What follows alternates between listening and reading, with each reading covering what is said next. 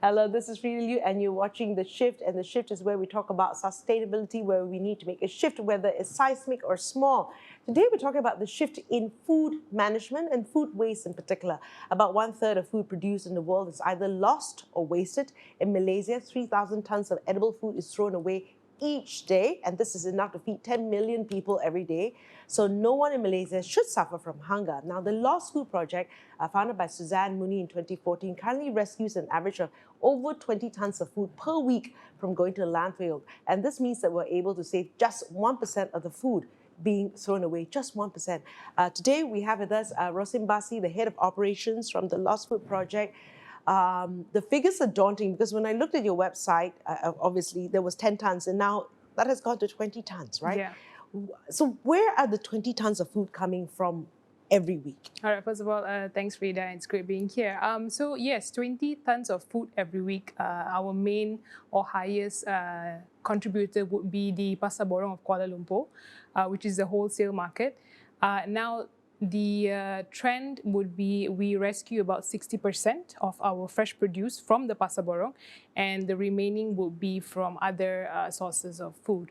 Now, why is this on at the moment high? Because we have actually ramped up operations. Right. Previously, we were from a very small office, just under 1,000 square feet, and now we've moved to a scale of 10,000 square feet warehouse, and we are able to take on more, and hence now we have actually supplemented the Pasar Borong operations with an additional truck, which was one before, and so now we have two, and hence the increase in the numbers. So we are able to rescue that much more. Okay, so you're able to rescue so much more because you now have more resources. Yes, yes. And there's more to rescue if you've got more resources. There is plenty, yes. There's plenty to rescue. Yeah. All right, now, how prevalent is this issue, right? And how many people, I guess, need this when we talk about food waste and then being able to... Right. Yeah, I think post-pandemic, these numbers are ever-changing, I would say. And currently, we reach at about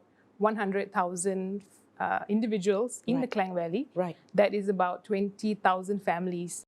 But from our research and also word on the ground, there are about 5 times more than that currently in the Klang Valley itself, which we are not yet able to reach. Okay. So, and also I think with the noise of change, probably we are going to look into how the B40s are categorized, because a lot of the other categories are also breaching into where they need assistance. Okay. So it's going to be much more than that. Okay. Yeah. So this is and I know you recent with the company, but I'm sure like you're talking about statistics, right? And then the pandemic has made this whole situation. What has it revealed? What has the pandemic revealed? The pandemic has revealed, first of all, the supply chain management, where food is actually lost. Okay. I think 30% of food is actually lost in the supply chain itself. Right.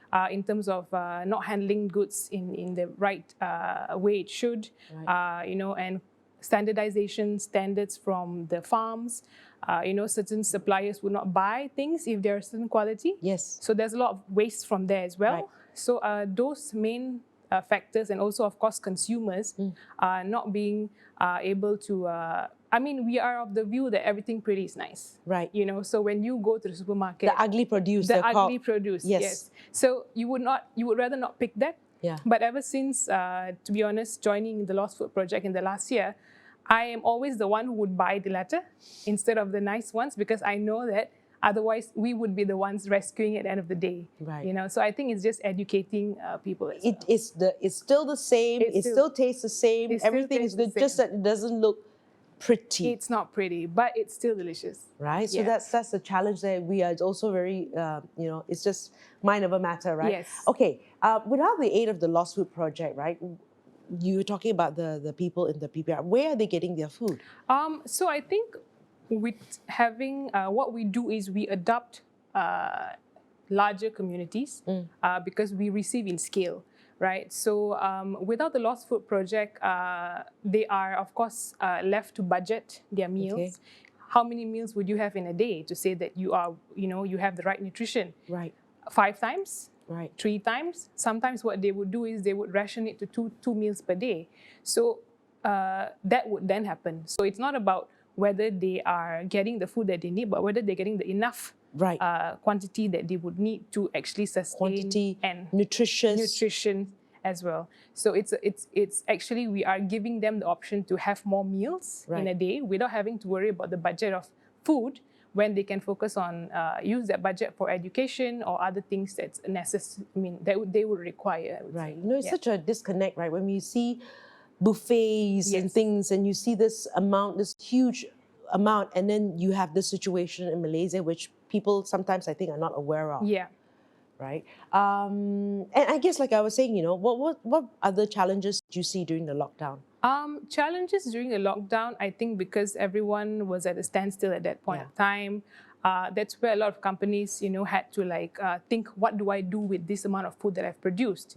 So I think connecting, being visible on who is able to help them, because I think post-pandemic companies are now starting to realize their role in sustainability. It's not just up to the NGOs. Right. It's actually a whole ecosystem, you know, and everyone plays a role. If you're just going to give us the funds to do what we should do, but if you don't curb it from your end, it's just, the cycle is just going to be never ending. Right. So I think most companies realized that during the pandemic. And what we do at the Lost Food Project is we provide you with reports saying how much have you sent, or how much have you surplus food that you have generated. Right. And that data is important for you to then go back and see, okay, what are we doing wrong? Why are there surplus? The conditions we store food in suitable? Right. Do we need to improve that? So basically, we are giving the companies, organizations, chances to look into their supply chain and their distribution as well. Okay, so corporate sponsors, you also have corporate sponsors, right? How do they come in? And you know, do they come in terms just for transportation factors? Right. Corporate sponsors, so basically the Lost Food Project, we do not purchase any food with funds. So that's something that we live by. The funds that we receive from corporate sponsors, public donations, would then go into moving this food. Okay. Right? So you are actually helping us move the food that's already in the supply chain. Yes. Hence, logistics, manpower, of course, CSR programs. So I think one thing I would like to also stress forward, that yes, we do appreciate many companies coming forward, wanting to do good, having their employees. But again, when we are running these programs, especially we have introduced a CSR program at the warehouse, now that we have the space to do it.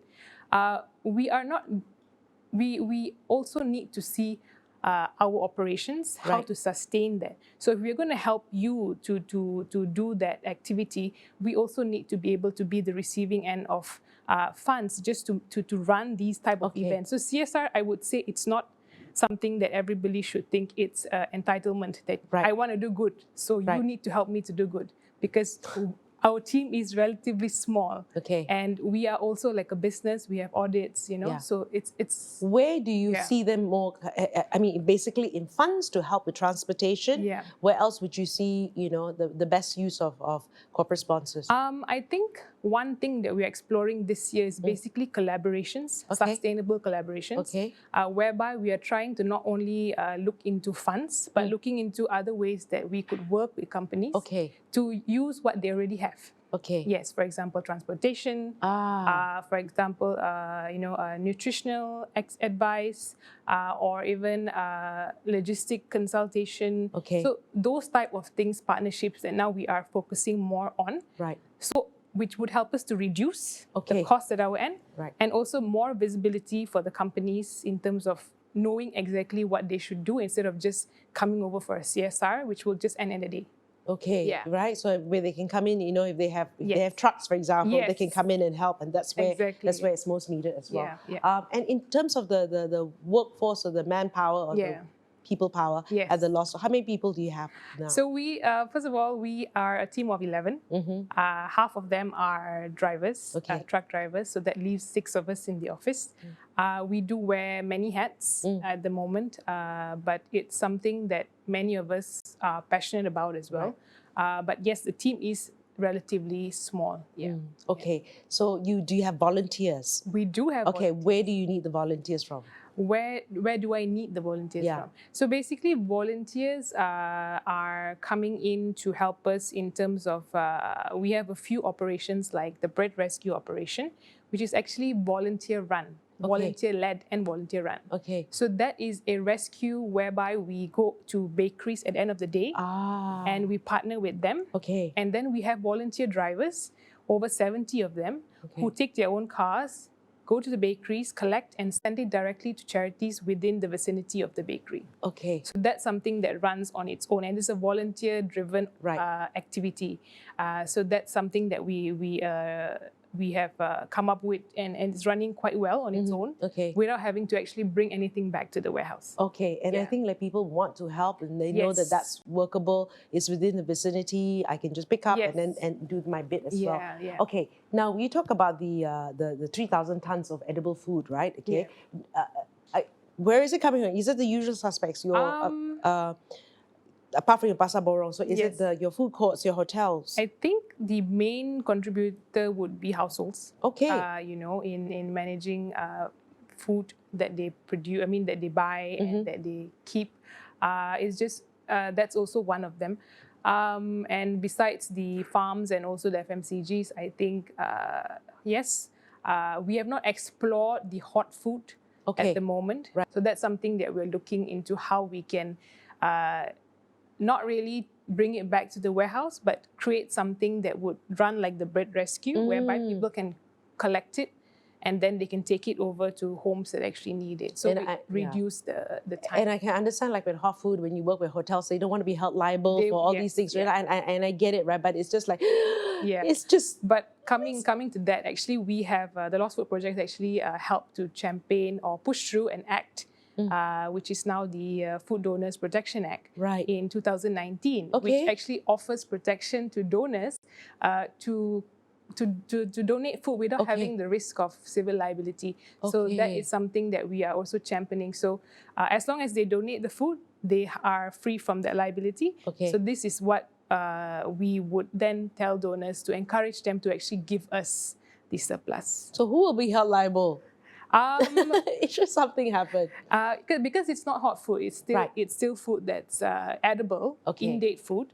Yeah, it's those kind of food. But again, hotels and restaurants, that's something that we are still working on, how to do it best. I think there are a few initiatives going around in Malaysia.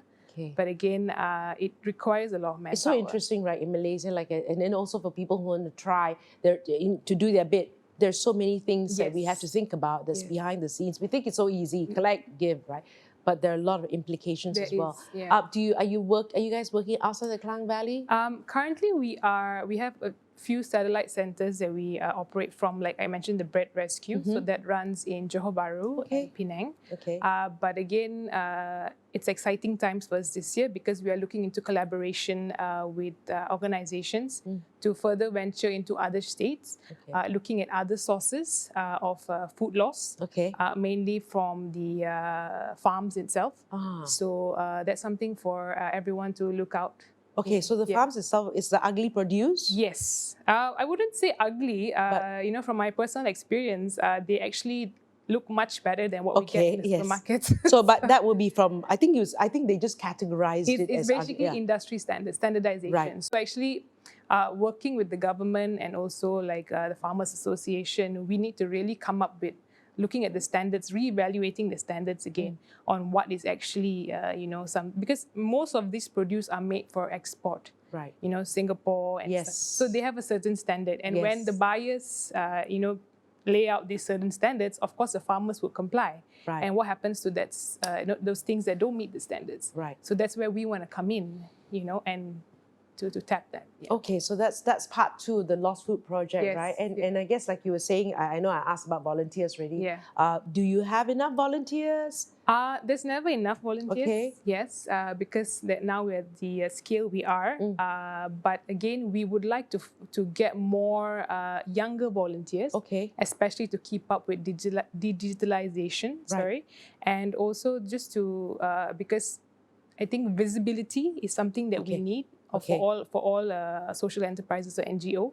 So that's our most valued currency at the moment. So I would think those kind of yeah. volunteers that can help you to just pump up the information Yes. about this. Shows like this. Exactly, shows like this. Yes. Yes. Okay, I was talking about the kind of volunteers, so people who can help that. Any other kind of expertise you need? I think basically like what I said earlier in terms of logistics, Okay. And just trying to see how we can also work with them instead of always purchasing new vehicles, putting them on the road. Right. Why not work with companies that already have these resources? Okay. So that's why sustainable collaborations. The other thing then, I guess I just want to end off with this, right? How can we as individuals and corporations stop food wastage, meaning prevention in the first place, so that there is responsible production and consumption? That's an SDG goal. Yes. And I know you gave a very good example, right? You picked the less good-looking ones. That's, but what are some of the things that we can do?